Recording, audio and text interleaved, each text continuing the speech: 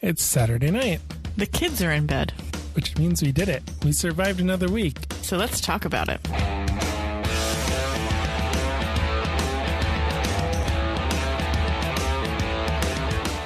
From our latest homebrew project, To kids' crafting projects.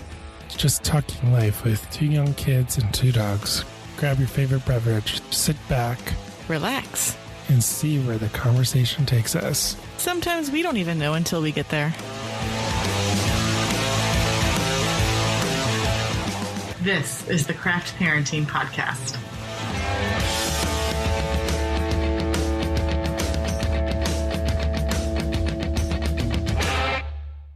Hello, everyone. Thanks so much for tuning in to this week's episode of the Craft Parenting Podcast. It is Saturday night, and I am so happy that it is the weekend. My name is Joe Ludwig, and with me tonight is my lovely co-host, Caroline. How's it going, Caroline? Pretty good. It's a holiday weekend, which I would have virtually no reference for because I'm still on maternity leave and time is a construct. Land without time. I mean, basically, I only know it's a weekday because you are in the basement working and I'm upstairs with the kids. Otherwise, I have no idea what day of the week it is. Our friend who just had a kid also has the same issue, but her oldest son is in school, and when he comes home from school, he tells her what day of the week it is. And she says that that is very helpful, and that would actually be pretty useful if Lily knew the days of the week.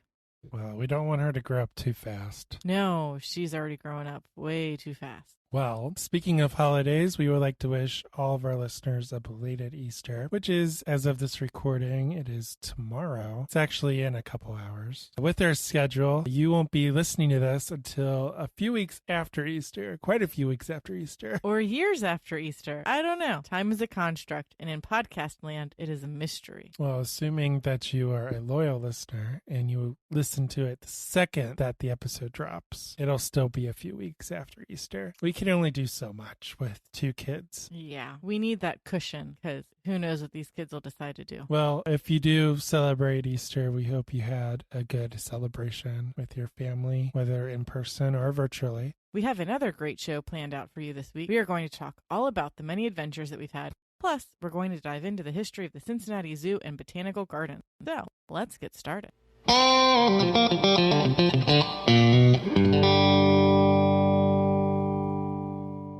We had quite the week, didn't we? We did. We keep kind of stealing our friend. She goes willingly. I mean, is it stealing if she asks us to take her? She just wants to get coffee. So that's what we've been doing. We've been going to get coffee with her and the kids. Which is an adventure in and of itself. Can we claim her as a kid yet?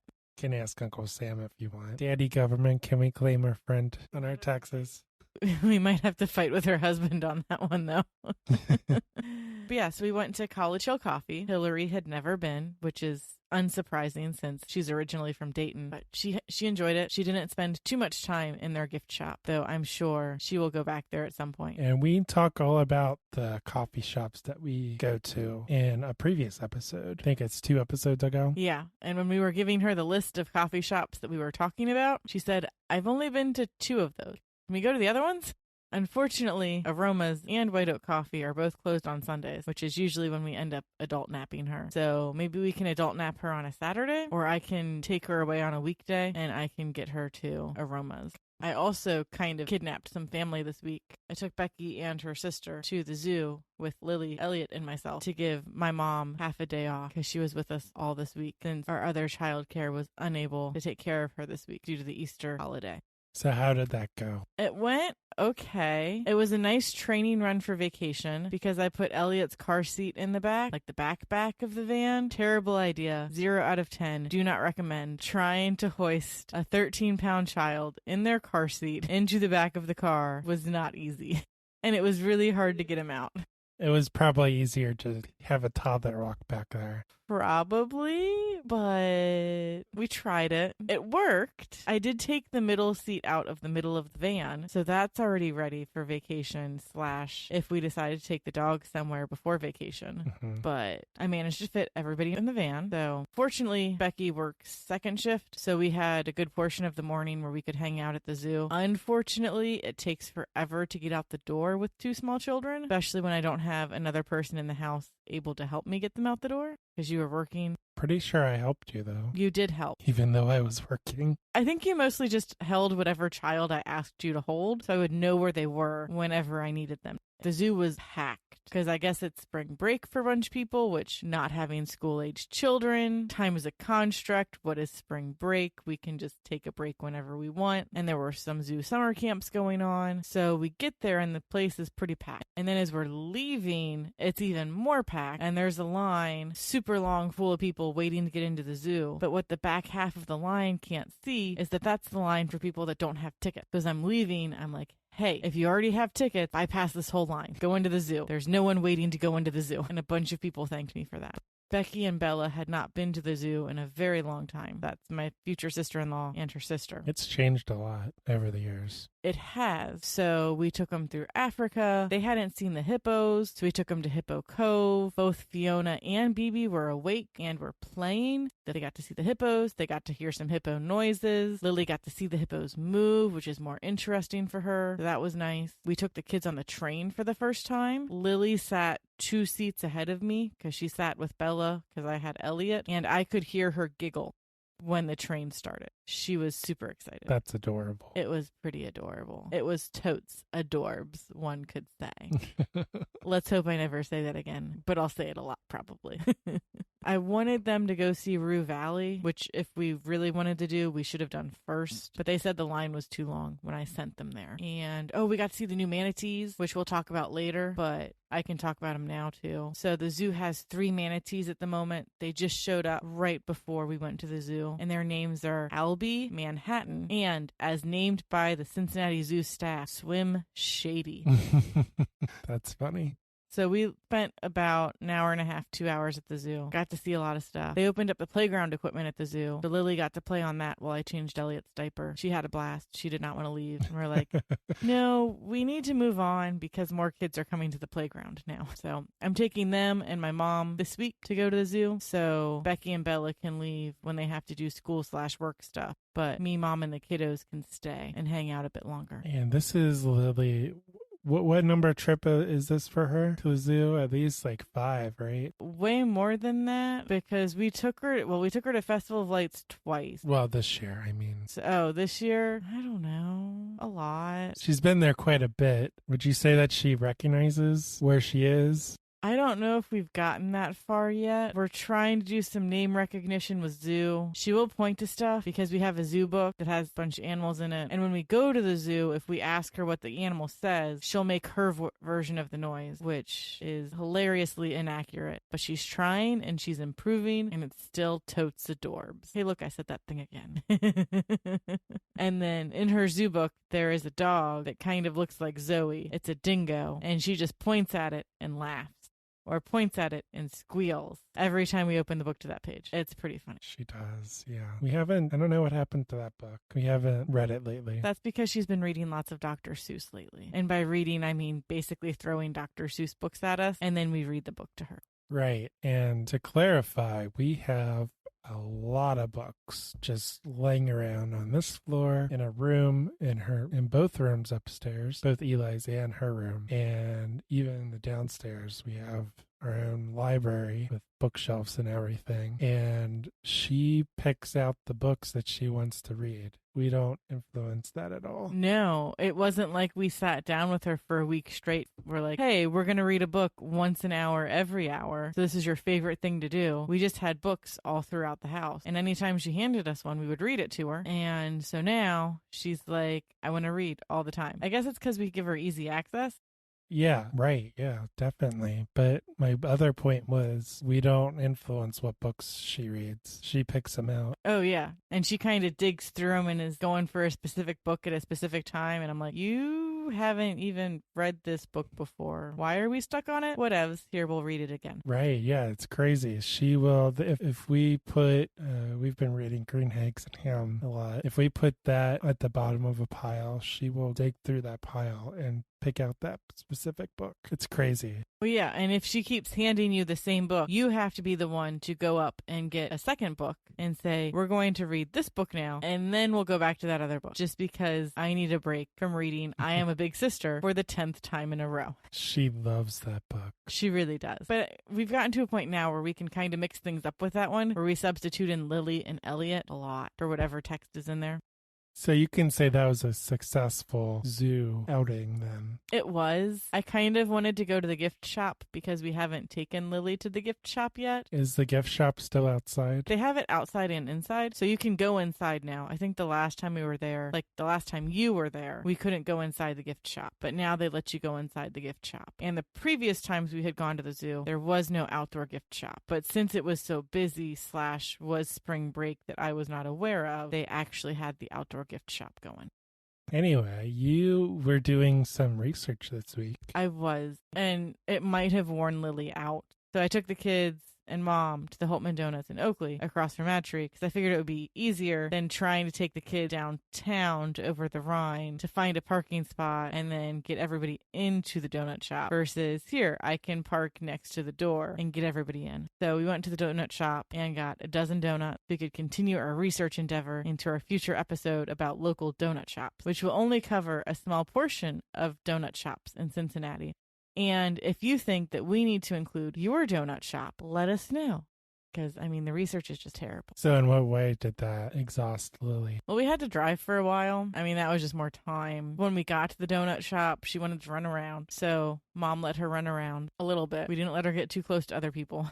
Were there a lot of people there? Not when we got there, but when we left, there were 2 people ahead of us, got like 4 dozen donuts or something. So it took a while for them to get all of their stuff boxed up since there was only 1 person working. So by the time all their stuff was bagged up, there were 2 other people in line behind us. And then by the time we got done, the line had pretty much had stayed consistently at like 5 people. So there were people coming in, even though it was like 10 or 11 on a Wednesday. Yes, it was Wednesday. So we were going to go home, drop off the donuts, and then snack and diaper change the kiddos and head to the park. And then we got to the park, opened up the back door. Oh, hey, Lily is sleeping. Poke, poke. Lily, we're at the park. Usually she wakes up. Usually she does, but she like looked at us and then went back to bed. So I just drove around random neighborhoods with my mom. Poor kid. Being a toddler is hard. It is. You have no say in where you go or what you do. Everything is like 3 times as big as you. So it takes you 3 times as many steps to get places. Everything's super high, so you have to find something to climb on to get to it. Just exhausting. So how long did you drive around for? We drove around for about an hour or an hour and a half. It was probably closer to an hour and a half. I was just going between the park and our house and stopping in random neighborhoods that I drove by. I was like, here, we're just going to drive down this neighborhood and see what these houses look like and see if we would potentially want to live here 5 years in the future. And then I decided that we were going to get Zip Dip. So we stopped at Zip Dip. But if she falls asleep in the car, even if it's for 5 minutes, 10 minutes, 20 minutes, if we're like coming home from my mom's house or something, or your mom, and if it's nap time, she usually doesn't fall back asleep. No, because there was one day, I want to say she slept for like 15 minutes in the car, and I was like, okay, if we do this right, we can get her to go back down when we get home, and she wouldn't go back to sleep. And so then she was sitting on the couch with me watching Sesame Street, and I noticed that she hasn't really moved a whole lot lately. And I look over, and she's just passed out next to me. And I'm like, okay, we're gonna put you into your bed, maybe? And I actually did get to get her in her toddler bed. So she did sleep for like an hour, but that was also 2 hours before bed. And I'm like, this is dangerous territory. Yeah, so that's why you had to drive around, because if you just came home and we tried to put her in the toddler bed, she probably would have woken up. And then bedtime would have been a very hot mess. She doesn't do very well without her nap. I don't know where she gets that from either. Definitely not my child.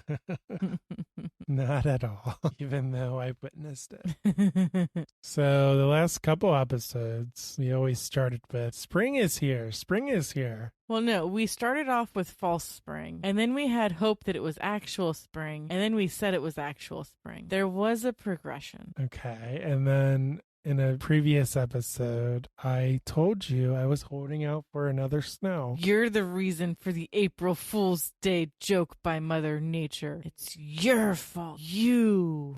No, it's not my fault. It always happens. Always happens every year. Mother Nature in Ohio She raises the temperature to 70 degrees. Everybody gets out their shorts and tank tops because that's what we do in Ohio. Clear blue sky, 70 degrees, no clouds, just beautiful spring weather. And then bam, snow. 20 degrees in snow, mind you. Yeah, and we knew it was coming. The high was going to be low. We had a frost warning, so I woke up in the morning. I looked out the window to see if there was frost on your car, and there wasn't. And I said, hey, my daffodils are probably going to make it through. It'll be okay. Like, it's not that bad. And then my Facebook feed slowly fills up with people saying it's snowing. And I'm like, what? That's weird. It's not snowing here. And then 2 hours later, there are fat snowflakes falling from the sky. And I'm like, what is this madness? I don't think the husky senses were tingling, though. 'Cause I don't remember her asking to go out 20 times. She did like going outside, though. Yeah, and the snow didn't stick or anything. It's not like we had white grass or whatever. No, the ground temperatures weren't cool enough to keep it going. The slide did get some snow that stuck, but it didn't stick for very long. And I was, of course, in the basement with no windows. But from what I did see, it was like whiteout conditions, right? Yeah. Well, I had been watching out the kitchen window every once in a while, and I heard you come up from the basement, and I said, Joe, look outside right now. You're like, what? What's going on? What? I'm like, just look outside right now. You're like, oh my goodness, so much snow. It was really weird. And whiteout conditions are when it just, do they call it a snow squall? That's another name for it. Snow squalls are the little bursts of snow where you can't see more than a quarter mile ahead of you. And they're very sudden and extremely dangerous. When you're driving. When you're sitting in your house, they're cool to watch. On the road, not so much. Yeah, so this was kind of like that. It was really coming down, and it seemed sudden. Yeah, and of course it's opening day, so lots of people are outside. Yeah, unfortunately, I didn't watch opening day. I didn't listen. I didn't really follow anything. The parade was canceled. So there will be a parade this year. They said that they will not host a parade until the Reds are permitted to fill the stadium to full capacity and there are no restrictions on group events because, quote, we feel we cannot put on the type of extravaganza you have come to expect on opening day, end quote. So, other quote, until we can all meet again and play ball together, the parade is on hold, end quote. But I was too absorbed in work to pay any attention. Yeah, you were pretty busy with work stuff because Friday and Monday are a holiday for most of your offices. For most of the world, yes, Good Friday and Easter Monday are holidays, national holidays where people are off work. So we get lots of requests for communications to be sent out on Thursday, which is totally a good idea to send emails out to people when they're checked out. Well, and when it's April Fool's Day, so they're like, is this real? Is this not real? I'm going to assume that it's real because it's from my company. No, our culture isn't like that. We don't do April Fools.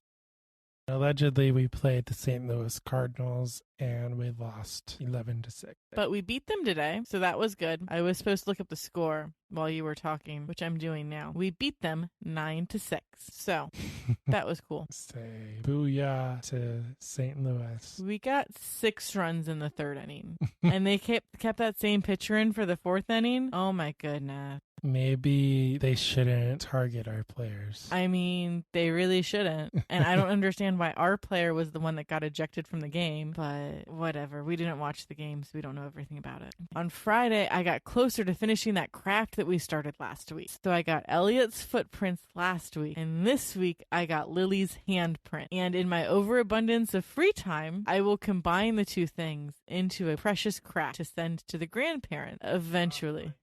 So I'm hopefully going to finish that up this week so y'all can see photos whenever we post whatever next week's episode is about because I already forgot.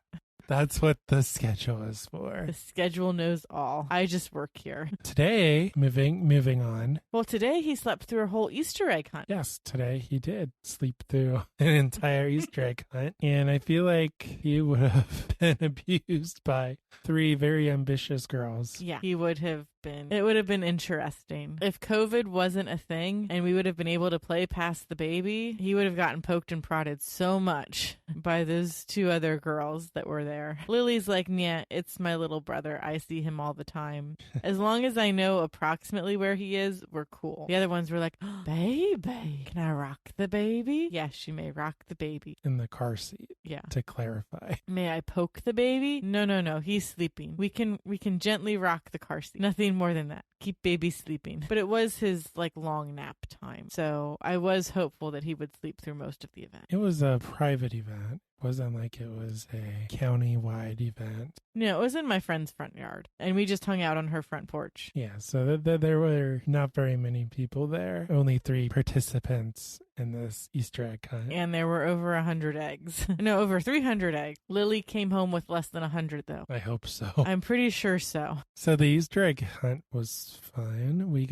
I got to see real people. Yeah. People we haven't seen in a while. They did a porch visit last Easter, and honestly, I'm not really sure if we've seen them since then, in person. I've talked to them on the phone. But this is the same group that we went to see Fintan with, right? Yep, this is how we got to know the band Fintan, was through them. That's the Irish band that we talked about in last week's episode. Yes, who we've been listening to their one CD that we have nonstop since St. Patrick's Day. I really need to find out if they've got music on their website that we can buy or something. Because 1, we don't have a CD player to rip it off of anymore. But 2, we need another CD so we can rotate out some of these songs. They're all really good songs, and they do a really good job of them. But I need more than 10 Irish songs to sing over and over again. Wow. Irish songs are out of season, so. Yes, this is also true. I'm going to start playing Jesus Christ Superstar, and it's going to be stuck in our heads for 2 months. Just you saying that has got it stuck in my head. Oh my goodness. Oh, I'm taking Mom to Esther Price on Monday. Sweet. Yes. Half price candy day. Half price candy day. Boop, boop, boop, boop, boop. So let's backtrack. What happens on Easter Monday? A few years ago, we came up with an agreement. I will fill Easter baskets to a reasonable amount, but you will spend 0 money on me on Easter. Instead, you will take me to the Esther Price store the day after Easter so I can get half price Esther Price chocolate and get twice as much chocolate as you would spend money on. So usually that means I have to go after work, and it's slim pickings. But I'm off of work right now. So I can take Mom and the kids and get whatever I want. Almost. That's assuming that it's open and that they let people come in. They are, and they will. The bunnies that they have are not hollow like the ones you get at Kroger. No, they're solid. And they have milk chocolate and dark chocolate and white chocolate and peanut butter. They have a lot of stuff. And they have giant eggs full of things. The peanut butter eggs are the best, but they're really hard to get on half price chocolate day or half price candy day. Half price chocolate day is probably more appropriate because most of what Esther Price does is in fact chocolate. But maybe I can actually get us 2 giant peanut butter eggs. I hope you don't go overboard.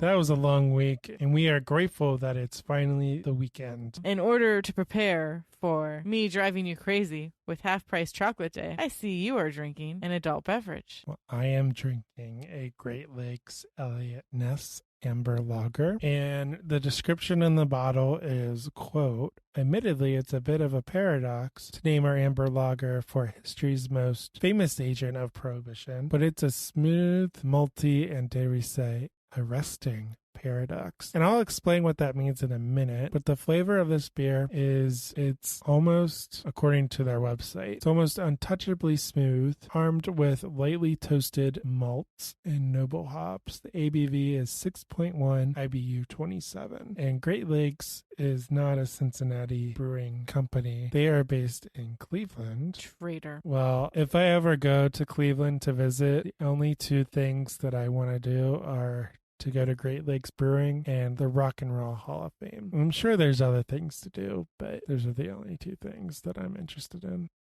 Anyway, this beer is kind of special to me because it's kind of rare. And Cincinnati has its own beer scene going on. So whenever you go out, when we went out during the before times, when we went out, you would always get your Bud Light, Budweiser, Miller Lite, whatever national beer, or you would get a local beer, a local to Cincinnati beer. Not many bars carry, beers from outside the city, unless it's a national brand or it's like Sam Adams, which is considered craft. But that even Sam Adams is local, technically. Lots of Sam Adams is brewed locally. Though I think now it's mostly Truly is brewed by Sam Adams. Angry Orchard, yeah, that too. Back when that was a fad. So in last week's episode, we talked about how we had season tickets for the Reds, and most of the time we went to the Christian Moorline Lager House, which is literally pretty much across the street from the Reds stadium. But occasionally we would go to the Yard House, which is also right there at the Banks development between Great American Ballpark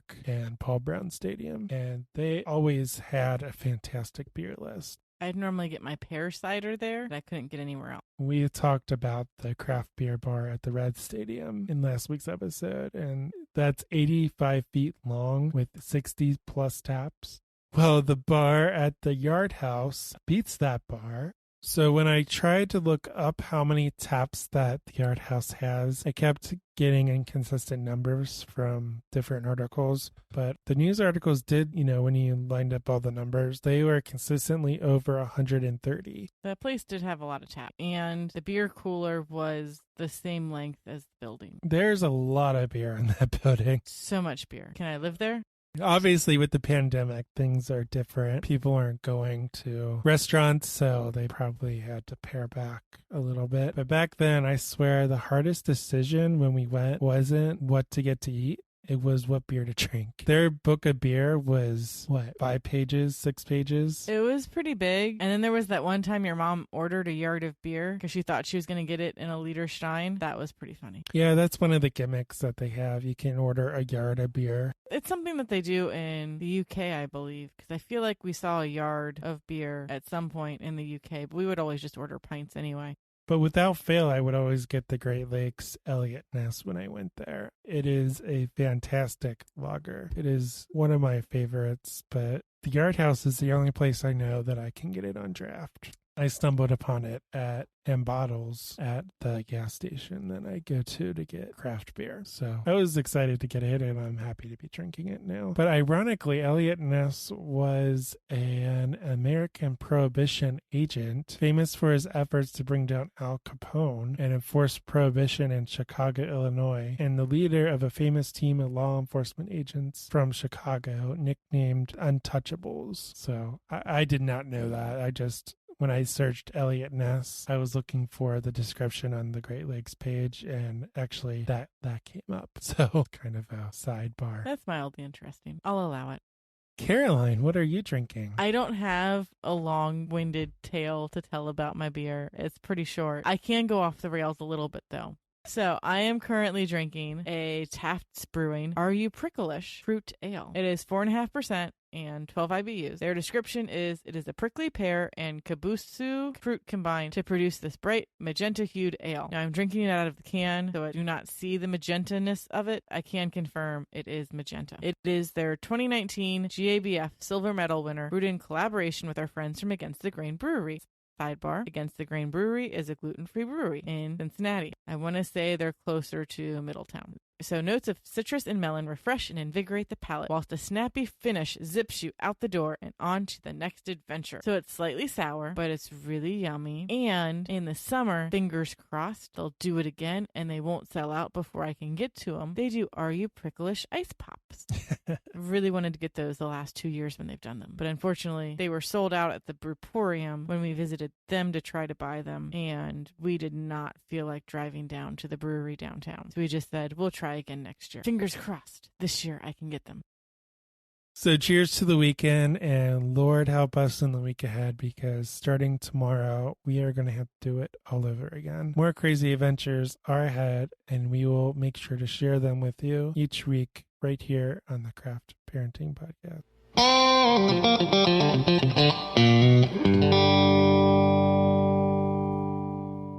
So, speaking of places that we like to drink, let's talk about the Cincinnati Zoo and Botanical Garden. It was founded in 1873 and it opened in 1875. It's the second oldest zoo in the United States of America. And the first oldest was it the DC Zoo or New York Zoo? The DC Zoo sounds right. The Philadelphia Zoo. We were both wrong.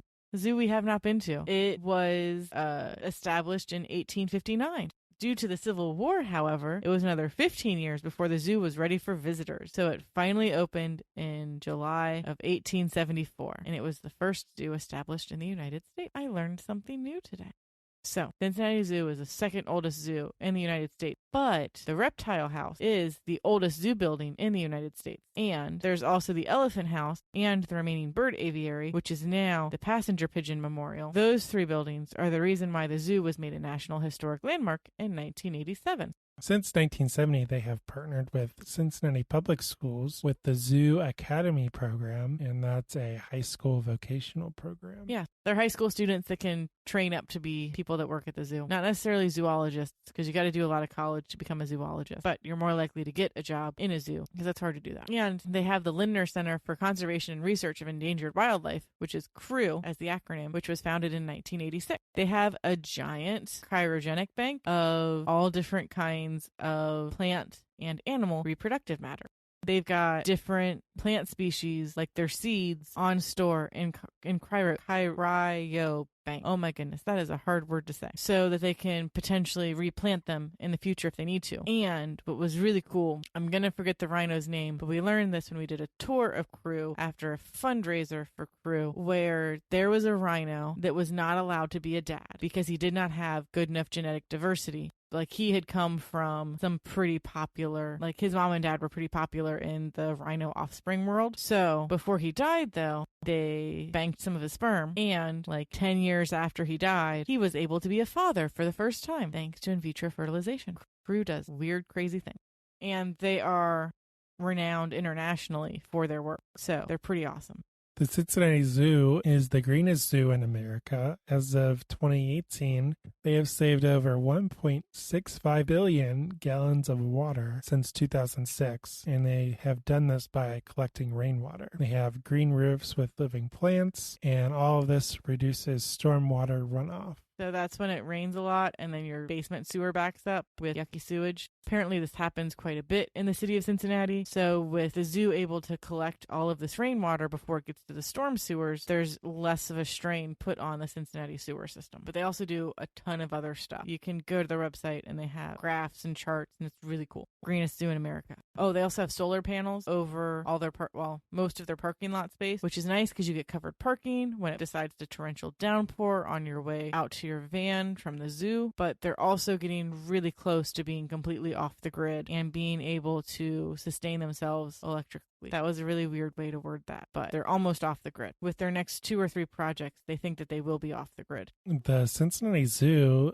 besides all of that, which is all great, but they really invest a lot in their animal care. Yeah, so first things we talked about were all infrastructure based, but a lot of it has to do with how they're trying to take better care of their animals as well. So they're a big program, and one of the first things that I knew about them that they did was their Manatee rescue program. They are one of 2 zoos outside of Florida that actually rehab non-critical manatees. And as mentioned previously, they have 3 manatees at the moment, which are the 21st, 22nd, and 23rd manatees to be rehabbed by the Cincinnati Zoo. I have got to sleep with the manatees thanks to Girl Scout, and I think the zookeepers were a little weirded out because it was a bunch of high school students as a Girl Scout troop. So we got to sleep in the manatee area when they had the button that you could push that made manatee fart noises.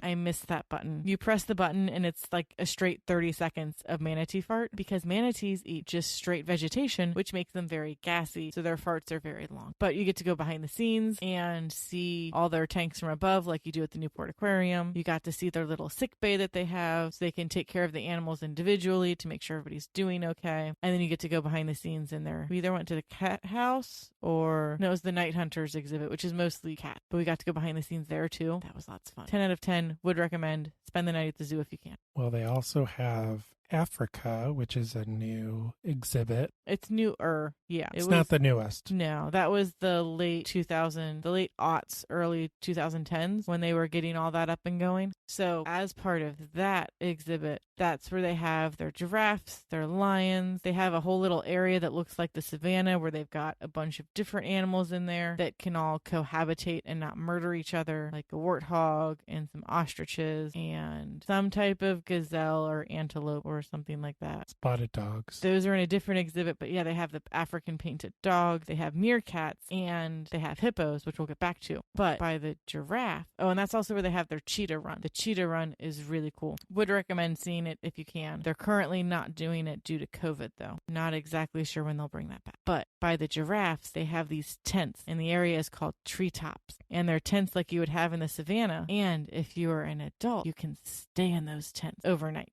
which I did with our friend Molly in the before time. So before Lily was born, I saw that they were having these overnight events, and I said, "Hey, Joe, would you like to go?" And you were mildly interested. I don't remember exactly what you said, though. Basically, you just seemed like you were not interested, and I was like, well, I'm going to go with Molly then, because I asked Molly if she wanted to go, and she said yes. So Molly and myself got to hang out at the zoo behind the scenes. We got to sleep in a tent. She got top bunk, I got bottom bunk, because they had bunk bed cots. Those were cool. We got to roast s'mores. We got to see behind the scenes in Africa. So we got to see behind the scenes with the painted dog and the ostriches, and they were not on baby watch for anyone, but they have the ability to like work from home and do baby watch, which was really cool. Like they could log in and see how all of their creatures were doing. But we also got to do a special behind the scenes of Fiona. And now this was August of 2018. So behind the scenes tours for Fiona were very rare, and it was like $2,500 for a group of 8 people or something ridiculous like that. And we did not pay that much for these tickets to stay the night at the zoo. And unfortunately, they told us that we weren't allowed to take pictures. And the next morning, they were like, "Oh, the keeper said they would have been totally cool if you would have taken pictures." And we were all like, table flip. What? Would have taken pictures. Did not want to ruin this for other people. But because Children's Hospital had done an event at the zoo that same day that we were staying the night, Fiona and Bibi had been outside longer than usual. So Fiona was eating when we were there, so we actually got to see her. Because they said the month before, when they did this behind the scenes, Fiona and Bibi were in the pool, their indoor pool, so they couldn't see them. So it was really cool. We got to see Fiona up close, got to see some of her artwork up close. 20 out of 10. Mind was blown. Molly wished she had her camera to take a picture of me when she saw, I think she had me recreate the photo. Like she had me recreate my face when I heard that we could go see Fiona. Because it was the height of my Fiona madness. Which brings us to Fiona.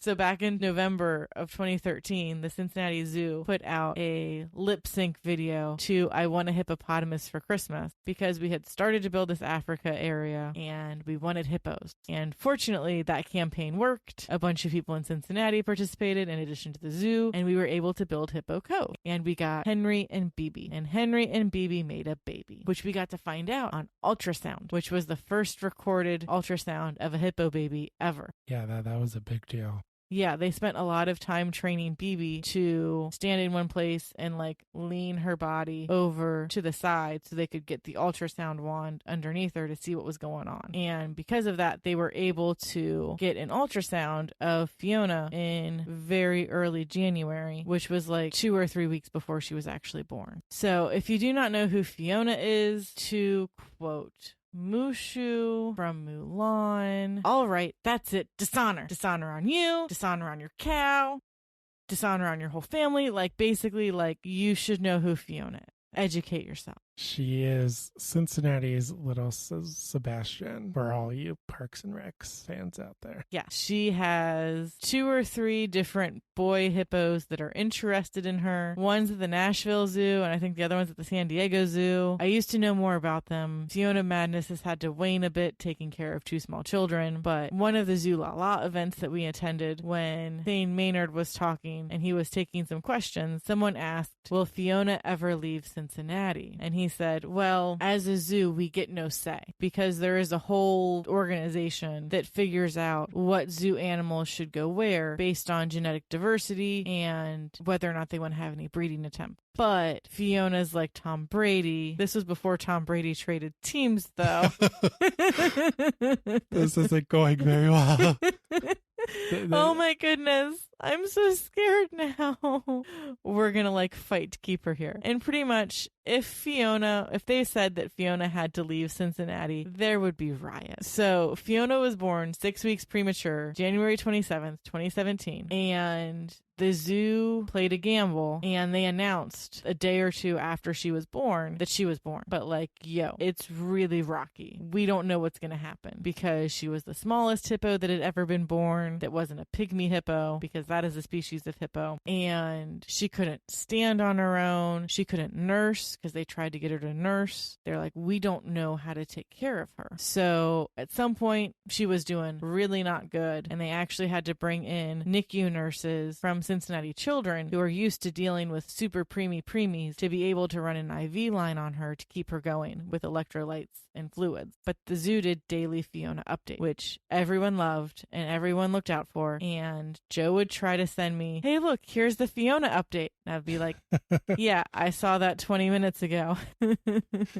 This isn't news anymore. Yeah, Fiona, everyone in the city was talking about Fiona. And there were lots of fundraisers that happened to try, because, I mean, it's very expensive to take care of a premature hippo that needs 24/7 care. They couldn't leave her alone ever. Something interesting about how they did care for her was because they trained her mom, they were able to, I'm not sure exactly how they did it, but they were able to extract milk from her and figure out how to synthesize it. So they didn't necessarily like synthesize it, but they were able to see what was in it and make adjustments to their standard herbivore milk to make it better for Fiona. And now they actually know what's in hippo milk. But it's going to probably take them forever to figure out all of the components of hippo milk because they're still finding components of human breast milk.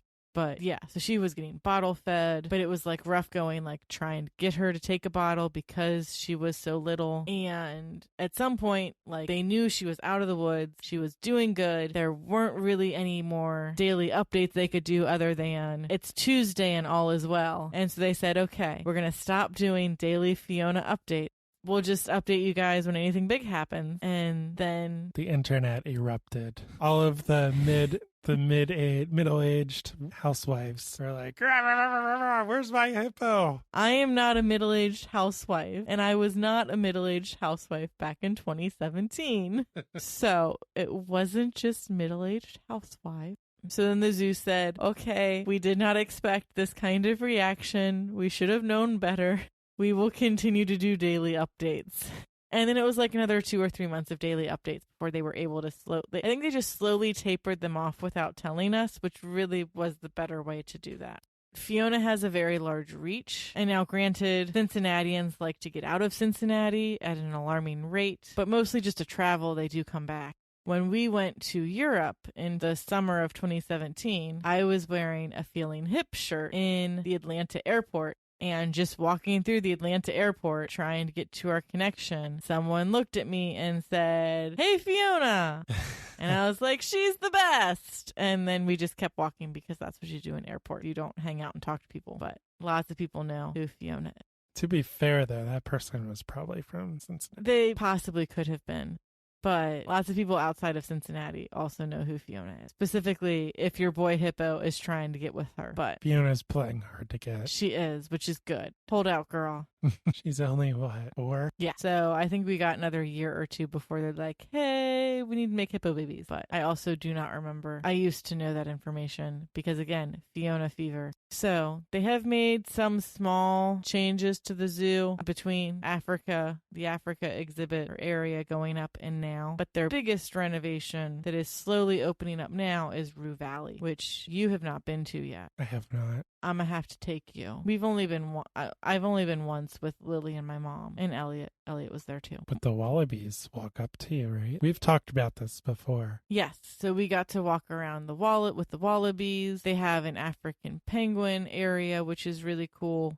You get to be right up close and personal with the penguins. Like, you could accidentally drop stuff in their tank instead of just on purpose drop stuff in their tanks. And they're opening up a high ropes course in the spring/summer, which I'm kind of curious about. I don't exactly know how they're going to do that. I'm assuming it's going to be a fee. I know Lily's going to be too small for it until at least another year or two anyway. But what does that mean, high ropes? Like a bridge? So a high ropes course is a challenge course that is up in the air. So typically you'll have like tight ropes to walk across, but you can hold on to ropes while you're doing it. You have a partner that spots you. You're harnessed the whole time. Yeah, you usually have a partner that spots you to make sure like your harness looks fine. Yeah, I've done this with, it's like a trust thing. It can be a trust thing. It can be a trust thing. Low ropes courses are more trust things. High ropes courses are more mentally/physically challenging. Can't imagine a 2-year-old doing this. But she's our 2-year-old, so who knows what she'll do. Our 2-year-old is not doing this. But they also have like a walkway that's going to go through it, because I know they said at least part of it is fully accessible if you're handicapped. And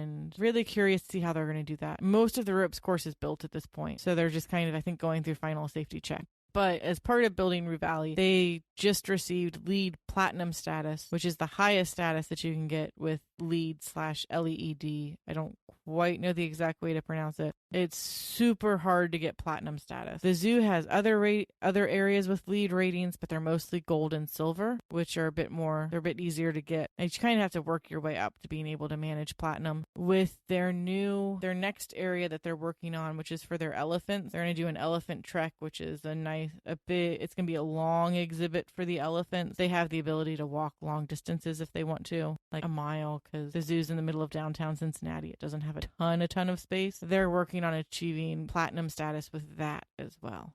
Where did we go with that? What zoo did we go to that had a huge elephant exhibit? That should have been the Smithsonian. And the Cincinnati zoos will be closer to that, but will be way more sustainable, because I don't think the Smithsonian worked on getting LEED certification for their area. Cincinnati Zoo is super big on getting LEED certifications, but they're also really big on keeping their greenest zoo in America. They have that trademarked. And being in the city of Cincinnati, they've got to work on managing their resources, because they don't have a ton of land or a ton of space, and because it's the city, things are more expensive. I'm really excited for the Rue Valley area. With that, they also have a new eating area called Hops, where they have some craft beers on draft. It's only a handful of craft beers though. I know for sure they have 50 West. I don't remember who else they had when I walked by last week. Was it Braxton, maybe? Probably Braxton. Braxton's pretty big just about everywhere, because they're trying to get in everywhere. And they have more like high-end pub food, like flatbread pizzas and stuff like that you can get there. But yes, that's where you can get your craft beer at the zoo whenever, as opposed to just at a fundraiser event. Because Zoo La La, they had a lot of craft beers there. They also had a lot of wine.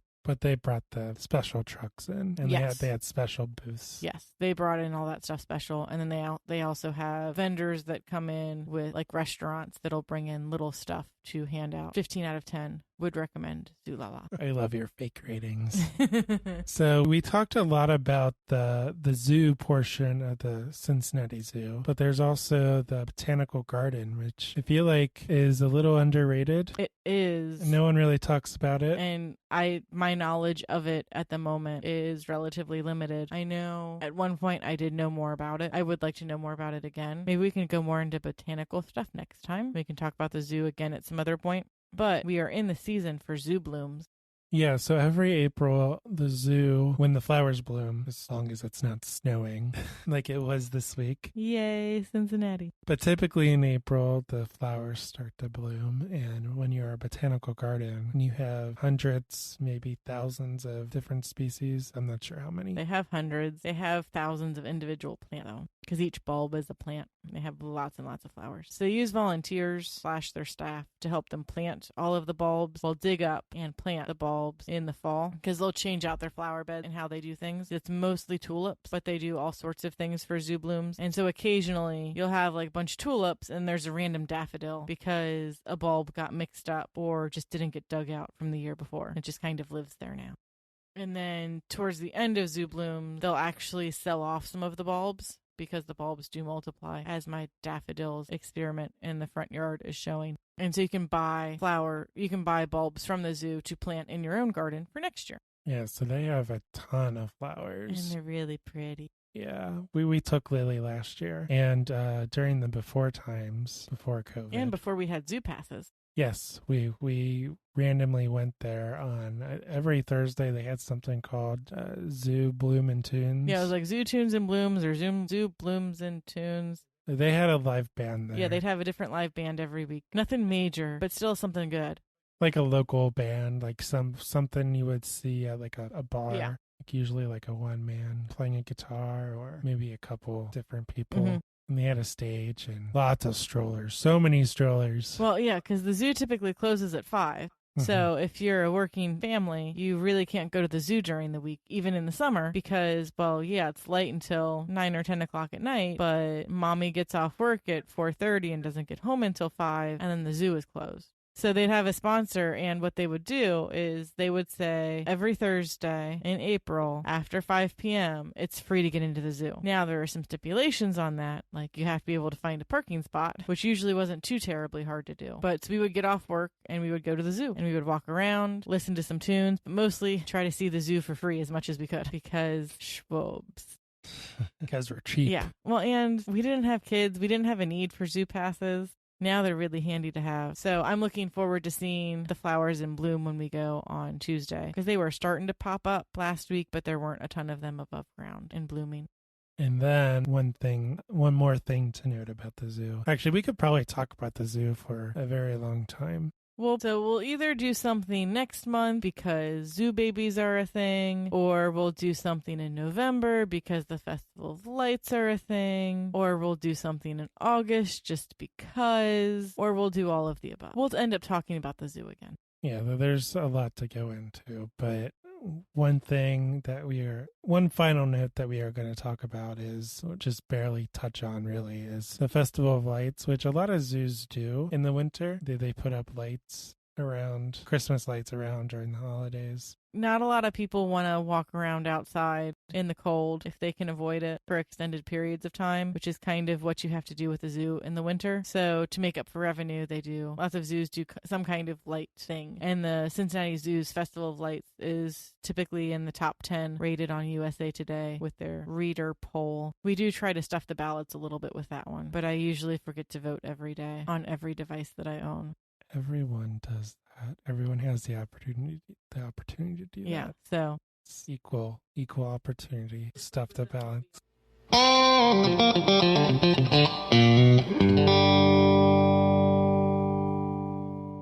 All right, let's wrap this up. Do we have listener feedback? We have no fake listener feedback this week or real listener feedback. For the record, Molly's feedback was legit. If it's Karen, odds are high it's fake. But you can send us feedback that's real at craftparentingpodcast@gmail.com or through our Facebook page, Craft Parenting Podcast. So that does it for this week's show. Thanks so much for listening. We really appreciate every one of you. If you haven't already done so, make sure you subscribe to this show. We are listed on Apple Podcast, Google Podcast, Spotify, Stitcher, just about every podcast out there.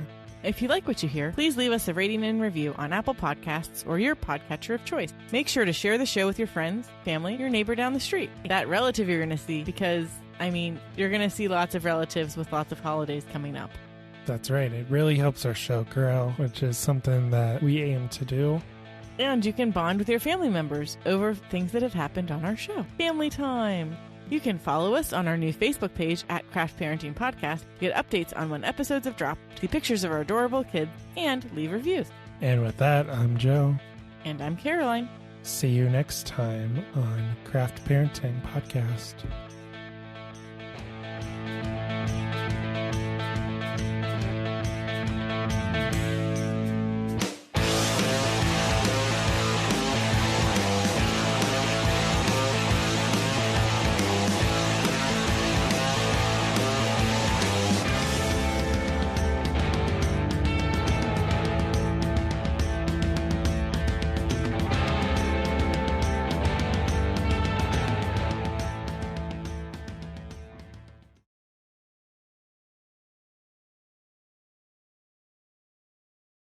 podcast. What? Did you ask me what I was drinking? Well, you went off script. Adapt. Weren't you a Boy Scout? Be prepared. I was going to say adapt and overcome, but I think that's like the Marines or something like that. All right. I will edit it in post. All right, Joe. So in post-production, you are going to Snip, snip.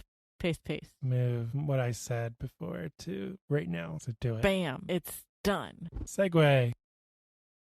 What? We drink there? I don't think I've ever gotten a beer there. Zoolala, which we don't even have mentioned on this list of things to talk about with the Cincinnati Zoo. But Zoolala, the Caroline found out that there was an event happening at the zoo on her birthday where you could drink at the zoo, and we bought tickets the same day. All right. That's a special event, and that doesn't count. Well, now they actually have a place where you can buy beer on the regular that isn't just cans of Bud Light. So, talking about the Cincinnati Zoo and Botanical Garden, just like with the MLB All-Star Game, everyone has the opportunity to stuff the ballot boxes. Just poke all your players and shove it in there. That sounded so... What? Do I have to check the explicit box now? Because I don't know what they are now. I mean, it's all online now. But they used to be little punch cards. They'd give you, like, you'd walk in the gate and they'd hand you 5 of them. And you'd have to poke out the little square for your players. So Okay. you'd have to poke out your player and then shove it in the ballot box. Okay, Caroline. Let's wrap this up. Oh. Hey, it's not Sunday yet. Progress.